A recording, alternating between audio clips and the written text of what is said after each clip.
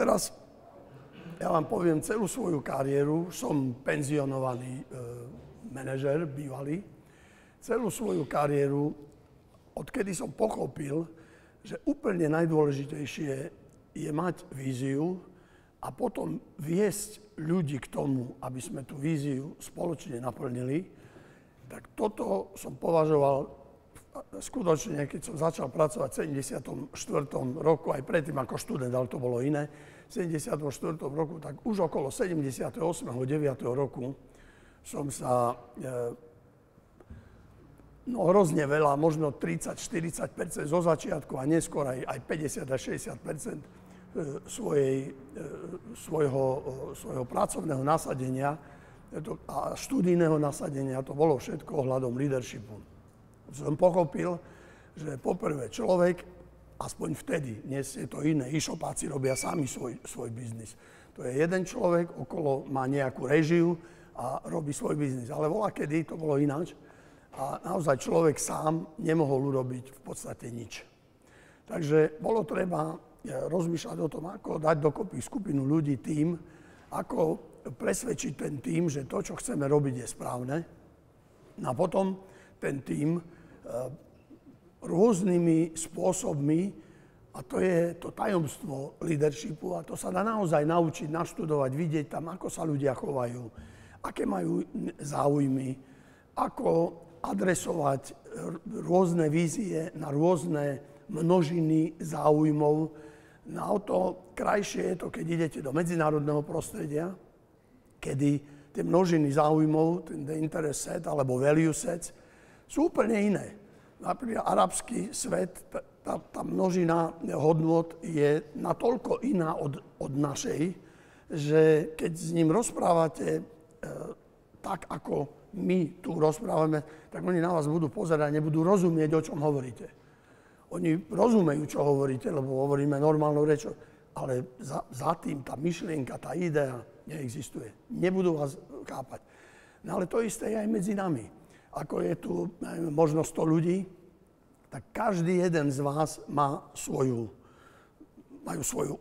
osobnosť. Tá osobnosť je definovaná mnohými črtami, charakteristikami, ale pre biznis samozrejme sú niektoré osobnostné parametre, ktoré je treba naplniť, ale tá množina hodnôt a množina záujmov, ktoré ten človek má, je jedna z kľúčových. A vy, keď chcete byť raz úspešní lídri, pretože každý podnikateľ musí byť svojím spôsobom aj úspešný líder. A musí byť. Samozrejme, nie každý dobrý líder môže byť úspešným podnikateľom, pretože sú lídri, ako je v minulosti Gandhi, ktorý naozaj dokázal zmobilizovať a svoju víziu presadiť u miliardy ľudí a nebol to podnikateľ, dokonca úplne odmietal tento svet. Ale v zásade, ak chceme byť v našom svete, v našej kultúre a byť úspešní podnikatelia, musíme byť aj úspešní lídri. Musíme vedieť, musíme mať víziu. A ešte raz opakujem, vízia, ktorá spôsobuje dobro pre ľudí a tí ľudia sú vám potom ochotní za to zaplatiť. Ja teraz hovorím o normálnom podnikaní, ja nehovorím o korupcii, nehovorím o klientelizme, nehovorím o nepotizme, nehovorím o tých najhorších vlastnostiach, ktoré sa bohužiaľ aj u nás vyskytujú a vo veľkej miere a ktoré bránia v zásade prirodzenému rozvoju a znižujú a budú znižovať, pokiaľ ich nevyničíme z nášho života, tak budú znižovať vašu a konkurencieschopnosť a konkurencieschopnosť celého Slovenska.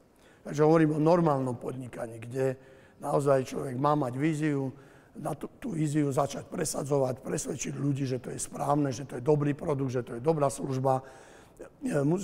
Treba vedieť, že čo tou službou tomu, komu ju ponúkam, čo tou službou prinesiem tomu človeku. To znamená, že ďalšia mimoriadne dôležitá vec je chápať toho druhého, komu ponúkam produkt, službu alebo čokoľvek mu ponúkam. Chápať, aké má on problémy, čo ho trápi. Mnohokrát ľudia majú problémy, ale nepovedia vám to. To je to, o čom som hovoril, že každý máme nejakú osobnosť, každý máme nejakú množinu záujmov, ale aj množinu trápení. A môžem vám povedať, že najlepšie sa ponúkajú služby a produkty tam, kde je silná, ale už identifikovaná množina trápení, pretože keď mu svojim produktom vyriešite jeho bolesť, jeho trápenie, tak ten druhý by bol blázon, keby to nezobral od vás.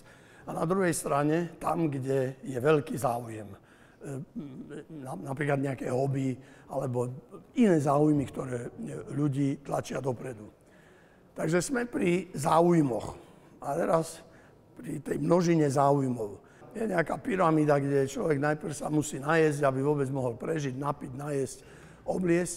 A potom ide vyššie a vyššie, až na samý vrch, kedy už má len intelektuálne záujmy. Samozrejme, len intelektuálne záujmy bez materiálneho zabezpečenia je veľmi komplikované v našej kultúre. V indickej kultúre je to bežné, tam milióny ľudí majú len intelektuálne záujmy a nemajú žiadne materiálne záujmy, pretože tak je nastavený ich kultúrny mindset.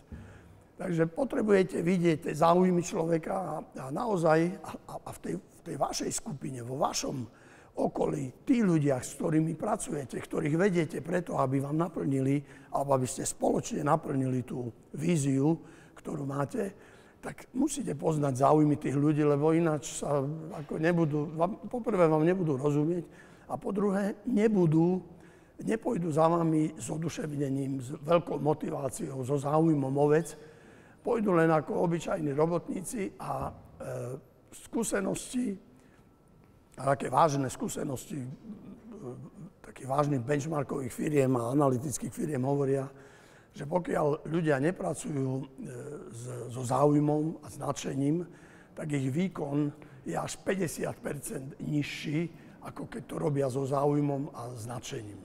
Ale nehovorím o fonde pracovného času, že napríklad informatici, pre nich 8 hodín pracovná doba nič neznamená, pretože ja som z tej systému musel o 9. 10. vyháňať mladých ľudí von, aby odišli domov, aby sa išli vyspať, alebo na pivo, alebo čo, a ráno prišli do práce, lebo oni by tam boli, pretože mali tak ohromný záujem, oni by tam zostali aj do rána.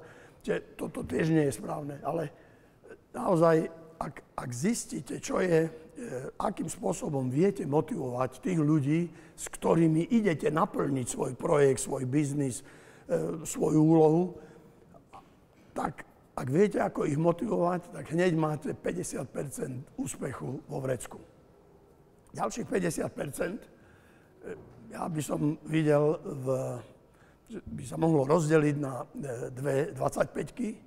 Jedna 25-ka je vlastné schopnosti, ešte ďalšie soft skillové, zručnosti, mäkké zručnosti toho lídra, akým spôsobom vie pracovať v tíme, akým spôsobom vie komunikovať, akým spôsobom, alebo ako je asertívny, akým spôsobom si riadi čas, akým spôsobom si riadi priority.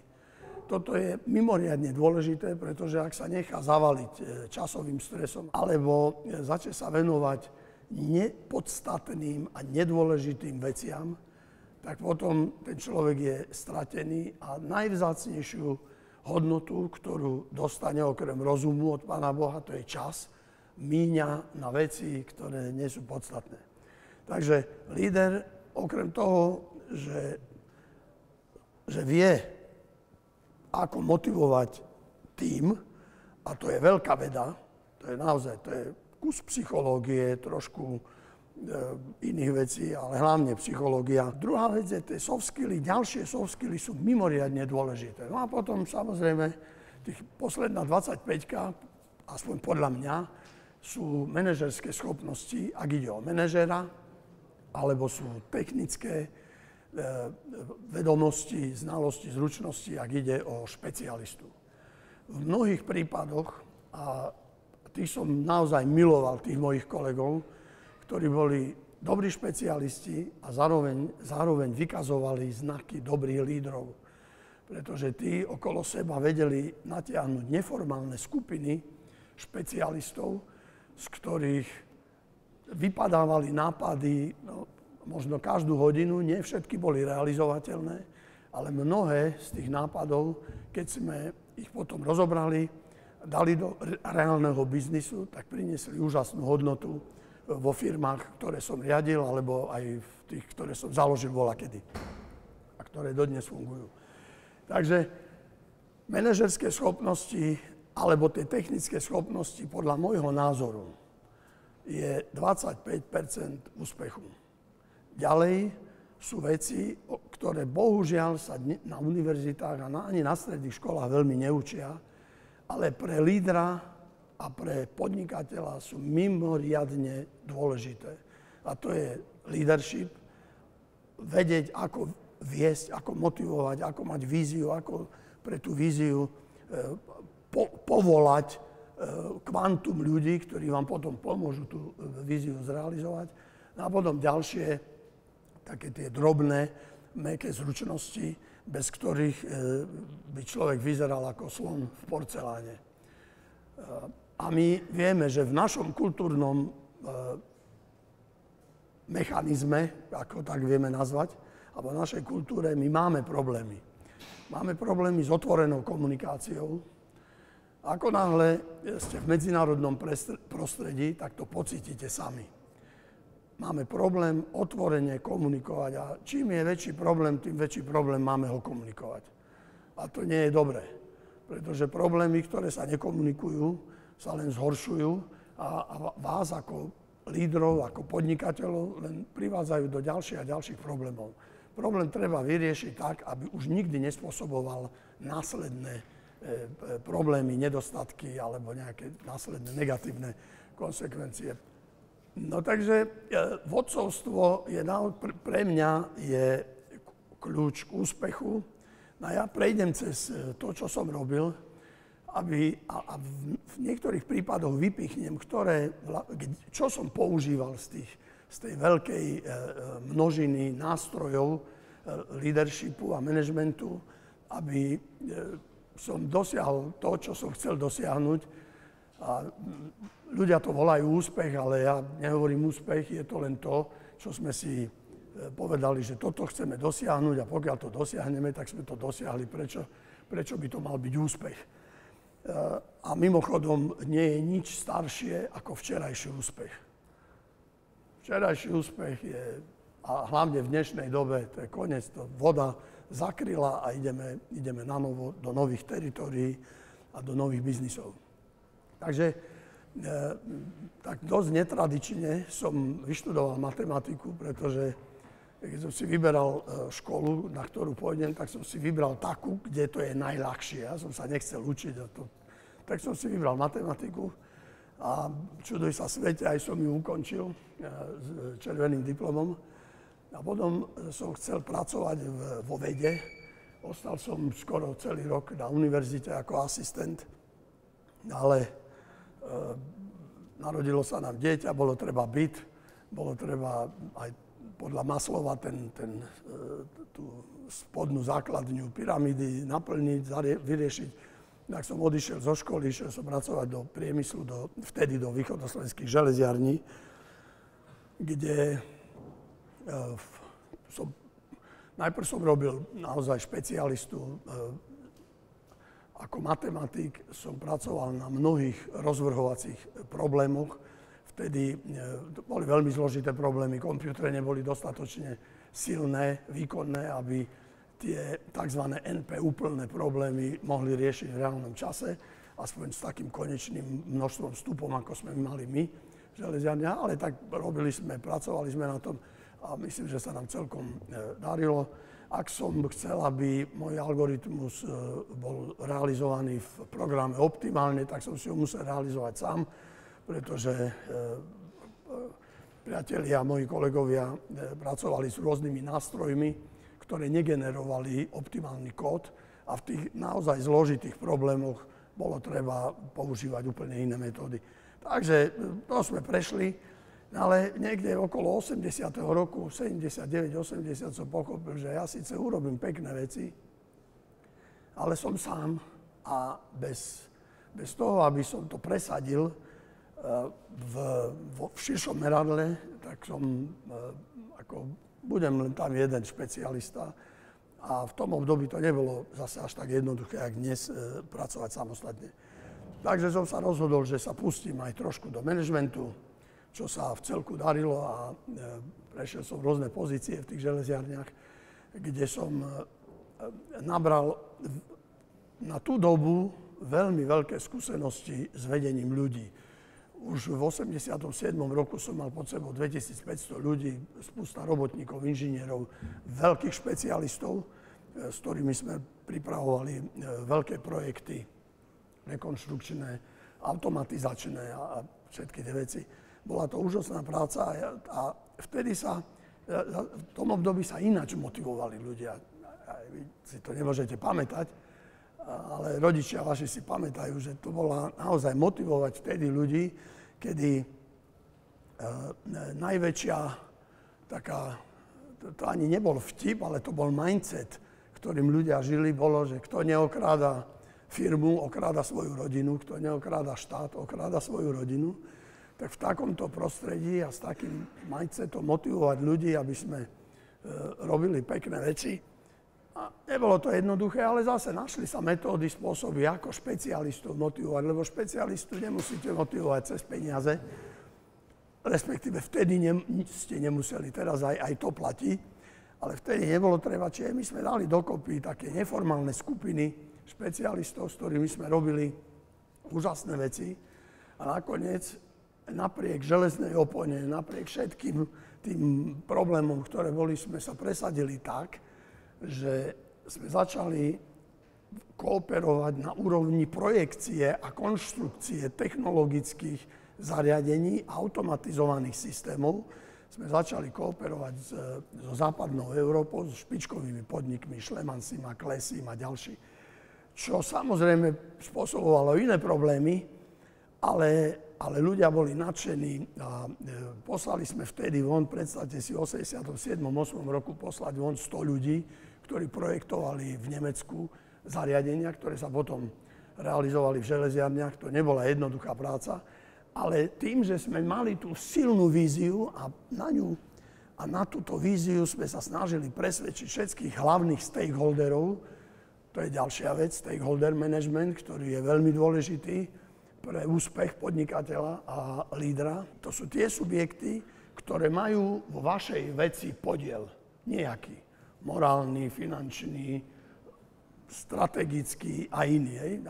Čiže takí najvážnejší stakeholdery sú zamestnanci, samozrejme, management, akcionári, často média, často verejná správa, štátna správa.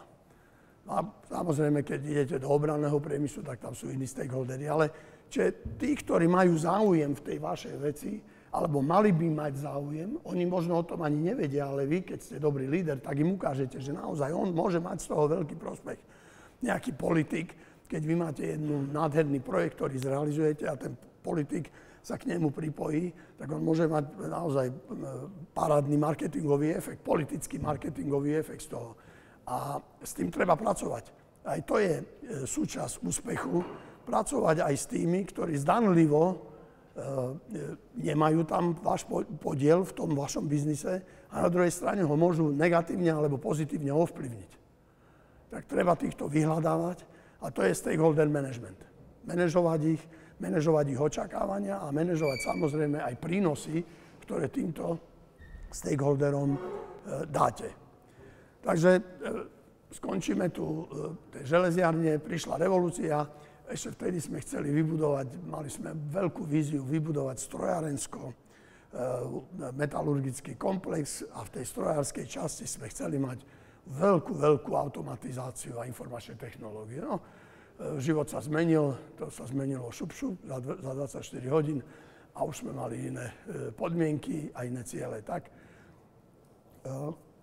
neviem prečo, ale oslovila ma IBM, tak som išiel do IBM, aby sme vybudovali IBM na Slovensku. To sme urobili v priebehu 3-4 rokov, takže to bolo zastabilizované. Ale IBM vtedy bola trošku iná firma, ako je dnes. Vtedy to bola čisto hardwareová firma, dodávala aj softwareová, ale nie riešenia.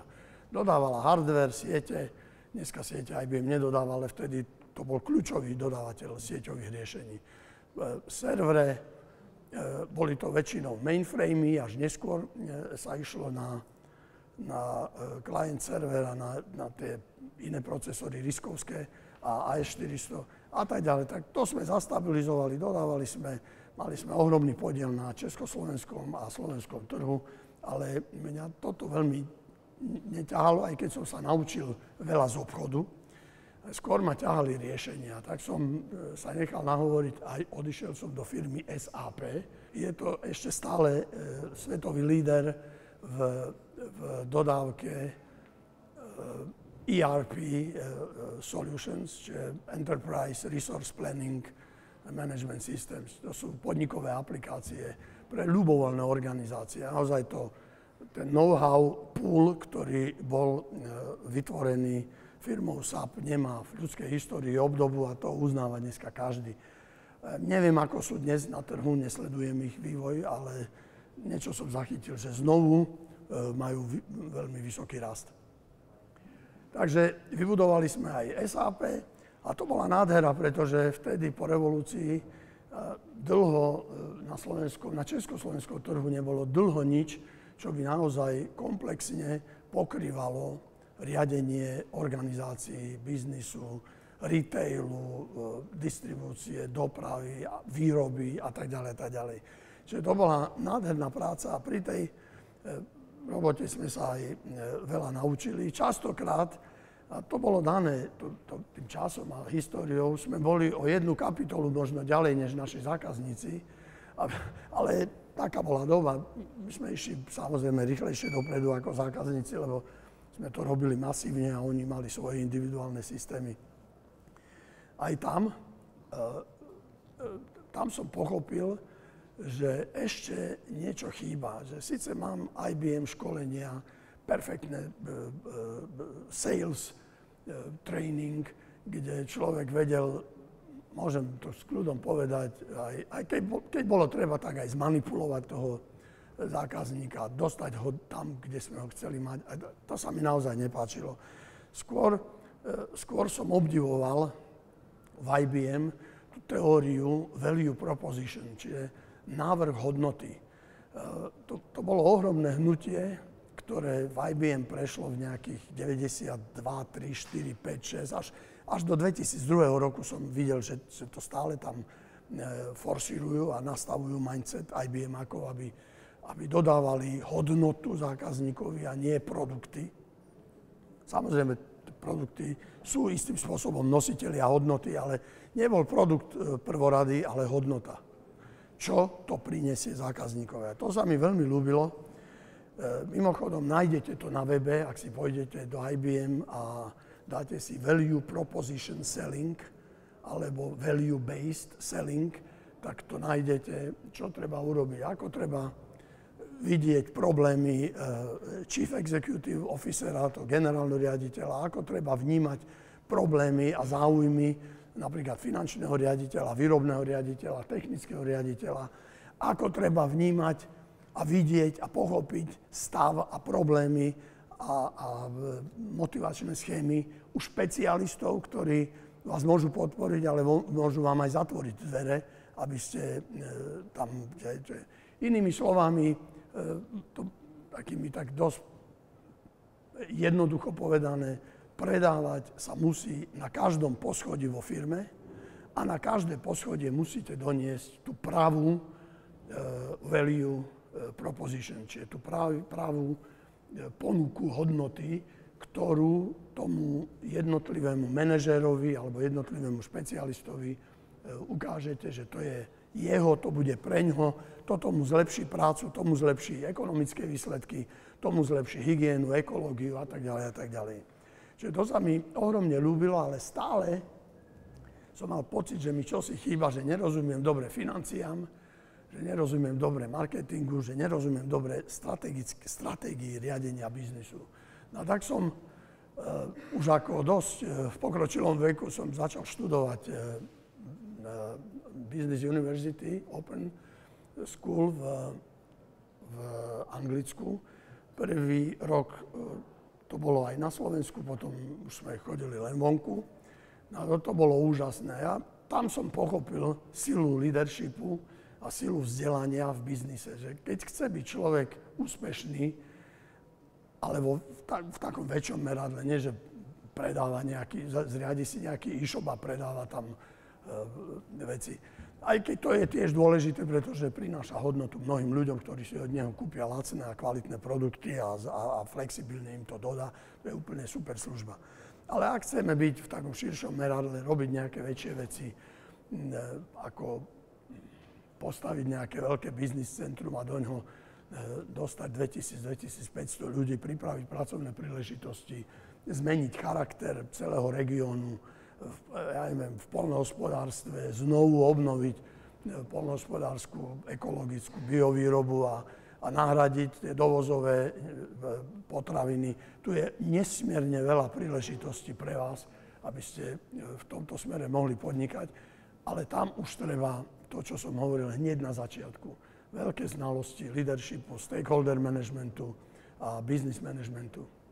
A okrem toho ešte treba aj tie vedomosti z daného sektoru, pretože ináč by ste ich nevedeli pretaviť do value proposition, do ponuky hodnoty pre tých záujemcov alebo pre tých stakeholderov, ktorým toto riešenie dodávate. Mimochodom, aj manažer, vrcholový manažer, generálny riaditeľ je obchodník svojím spôsobom. On predáva svoju víziu, ako riadi firmu, predáva hlavným stakeholderom, to sú akcionári v prevažnej väčšine. Ak im to dobre nepredá, ak oni vidia, nemajú očakávania a nesplní ich očakávania, tak skončil, vymenia ho. Na valnej hromade nasledujúcu valnú hromadu ho vymenia. Čiže to je mimoriadne dôležité, aby čím ste vyššie, tým viac používate nástroje leadershipu, managementu, stakeholder managementu. A samozrejme, znovu a znovu opakujem, aj keď je to podľa môjho názoru 25%, ale musíte byť ten subject expert a do istej miery subject expert, aby ste vedeli ten biznis riadiť, aby ste vedeli hovoriť s ľuďmi, s ktorými ten biznis robíte. A jednoducho, aby ste poznali aj potenciál toho, čo robíte, aby ste vedeli ten potenciál využiť dokonale. Takže postavili sme SAP a odštudoval som si to a medzi tým sa železnice dostali do defaultu. Viete, čo je default? Tesne pred krachom.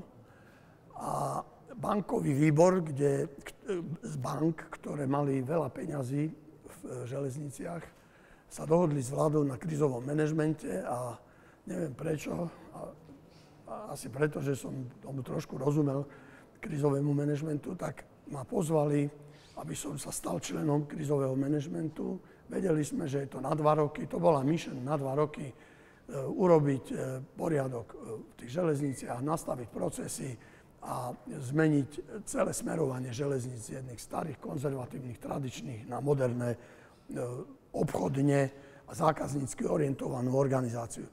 To sa nám v celku podarilo. Urobili sme, čo sme mali urobiť. Ten rating železníc sa zmenil a ja som vedel, moja mission je splnená, ideme preč. Tak som išiel na pol roka na voľnú nohu, ale pracoval som ako konzultant, taký senior konzultant pre rôzne firmy, krátkodobé, dlhodobé. Môžem povedať, že to bol čas, kedy som si asi najviac peňazí zarobil v živote, lebo tam som sa nechal zaplatiť tak, ako sa to má. A už som vedel, ako mám podať tú hodnotu tým zákazníkom. Bola iná doba, nebola kríza, bolo viac peňazí na trhu. Takže to bola dobrá doba, len zase človek, keď nemá okolo seba veľa ľudí, robí sám, nie je toto práve malinové. A tak, keď ma pozvali do boja o pozíciu Chief Executive Officera v Kuvajte, IBM Kuwait. Volá sa to tam KBM, lebo to je typický franchise, ale bolo to IBM. No tak som sa zúčastnil a vyhral som to, tak som tam bodom 3 roky bol ako generálny riaditeľ a to bola naozaj ohromná skúsenosť. Každému z vás radím, aby išiel na niekoľko rokov vonku, vyskúšal si to v multikultúrnom prostredí, pretože to, čo sa naučíte v multikultúrnom prostredí, toto niekoľkonásobne využijete doma v našom prostredí, pretože budete lepšie čítať záujmy ľudí. To, čo sme na začiatku hovorili, hodnotové množiny záujmov. Budete lepšie vedieť motivovať svojich kolegov, svojich spolupracovníkov a budete lepšie vedieť riadiť stakeholderov, pretože to je jednoducho nezabudnutelná skúsenosť pre mňa. Tak, a ešte jedna vec, a to je veľmi dôležité, že tam som naplno, ale až tam som to pochopil, tam som naplno využil to, čo som sa naučil v tej business school, v Open University Business School. Bolo to ťažké štúdium, ale potom v tom Kuvajte, keď bolo treba nastaviť novú stratégiu, bolo treba naozaj presvedčiť ľudí, hlavných stakeholderov, majiteľov, aj IBM, ktoré samozrejme do toho malo čo povedať. Bolo ich treba presvedčiť o niečom. Nebolo to jednoduché a tam som naplno využil všetko, čo som sa naučil v tej MBA škole. A preto vám ich všetkým vrele odporúčam. To je jedno akú, ale ten obsah, ktorý sa učí na MBA štúdiu, je podľa môjho názoru, možno má niekto iný názor, ale podľa môjho názoru mimoriadne dôležitý a veľmi vám pomôže v reálnej líderskej alebo manažerskej alebo podnikateľskej praxi. Ja viem, je to veľa práce a popri robote študovať vôbec nie je jednoduché, ale ono sa to v konečnom dôsledku, myslím si, vyplatí. Nakoniec aj štatistiky hovoria, aj keď u nás v novinách vyšli také niektoré články, ktoré znehodnocujú alebo chceli by znehodnotiť to MBA štúdium, ale štatistiky ukazujú, že študenti z dobrých MBA škôl sú mimoriadne úspešní a vyhľadávaní lídri a manažéri po celom svete. Ja hovorím, že tá moja taká bola, ale tie ostatné sú naozaj veľmi kvalitné. INSEAD, Zurich alebo v Amerike, Sloan, Stanford a tak ďalej. Takže ten IBM sme zvládli celkom slušne, prišla tam potom tá bojová situácia, pamätáte, to už vy pamätáte s Irakom, tak kvôli bezpečnosti sme to opustili a prišiel som nazad na Slovensko, kde zhodou okolností, a to naozaj, to bola taká náhoda, že my sme prišli na Slovensko a na Slovensku práve prebiehala reforma systému riadenia verejných financií. To bola druhá Dzurindová vláda. Budovali ešte z tej prvej Dzurindovej vlády budovali štátnu pokladnicu. A to bol ten systém ex ante kontroly a celej prípravy rozpočtu a potom tvrdé rozpočtové opatrenie, čiže nič, čo nie je v rozpočte, nemôže byť zaplatené a realizované. A tá štátna pokladnica sa dostala do ohromnej krízy. A tak ma pozvali, aby som tú krízu riešil. Za rok sme to mali urobené a znovu. A tam som znovu využil to, čo som sa naučil aj v zahraničí, aj v školách, ako riadiť veľké týmy ľudí. Pretože vo verejnej správe so štátnou pokladnicou aj dneska robí okolo 40, možno 50 tisíc ľudí.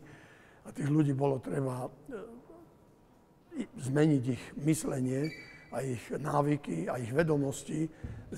Pamätáte sa na jednoduché účtovníctvo? Ja neviem, ešte možno niekde existuje.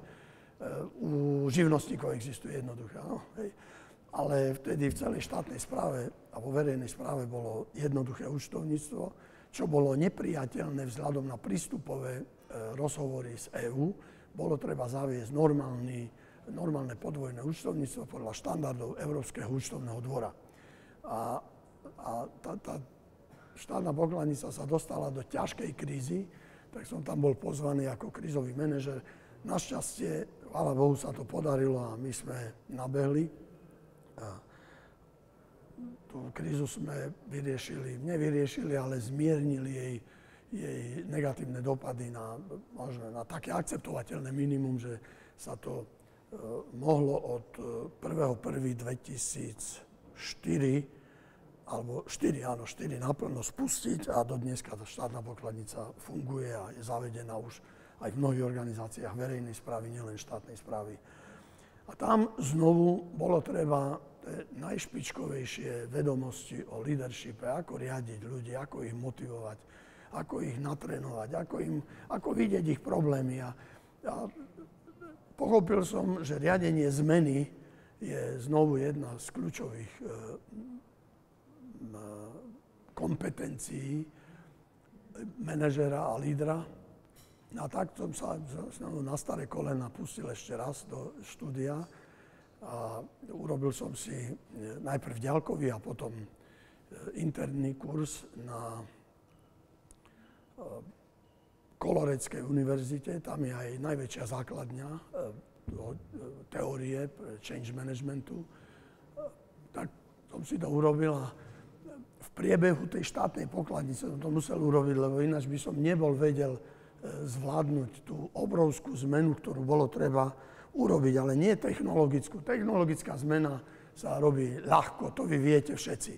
Ale urobiť zmenu u veľkého množstva ľudí v hlave, ináč nastaviť mindset, to je niečo, čo naozaj a správnym smerom, lebo blbým smerom to vidím aj dneska. Včera som videl jedného v televízii, jak to nastavoval tým blbým smerom, a dúfam, že to skončí rýchle. Ale dobre, ale tým správnym smerom, že to pomáha ľuďom, pomáha to tej spoločnosti, nie je to jednoduché.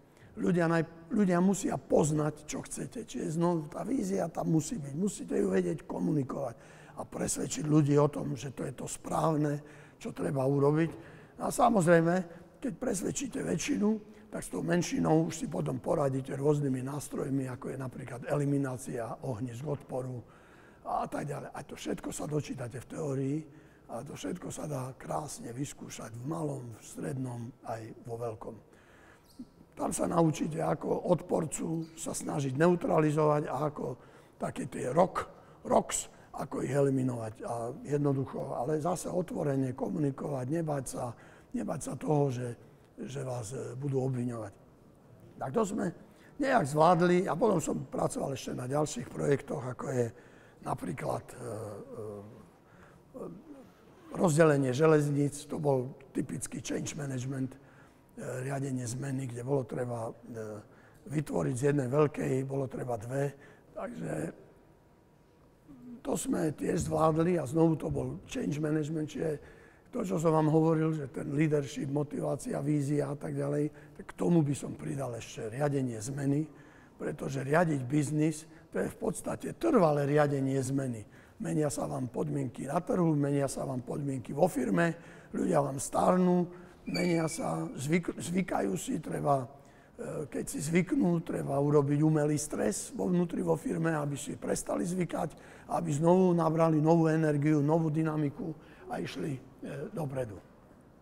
Takže aj to sme zvládli. No a potom prišla naozaj nečakaná, to bolo ako dar z neba, asi za tú ťažkú prácu, ktorú som celý život robil. A tak ma pozvali do Nemecka na jeden rozhovor, kde mi bolo vyjavené, že chcú postaviť v Košiciach alebo niekde vo východnej Európe, to ešte celkom neboli Košice, veľké centrum servisné, technologické. Dnes sa to volá T-System Slovakia. Tak pozvali ma.